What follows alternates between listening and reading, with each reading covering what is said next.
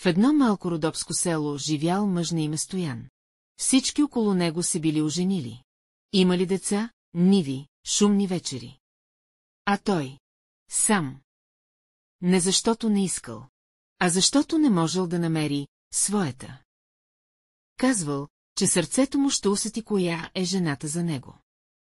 Една заран. Без дума. Стоян тръгнал из гората. Да търси късмета си. Вървял с дни през мъгли, пътеки и тишини, където само вълците знаели път. На третата вечер, при лунна светлина, чул песен. Глас. Нечовешки, не от този свят. Пронизал въздуха като звън на камбана в сън. Стоян последвал звука. И я видял. Тя стояла до поток, облечена в бяло. Красива така, че дори мъглата се раздвижила от страх.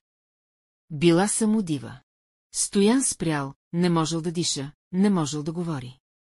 Тя казала с глас, който не се забравя, че ако я погледне в очите, ще се вкамени.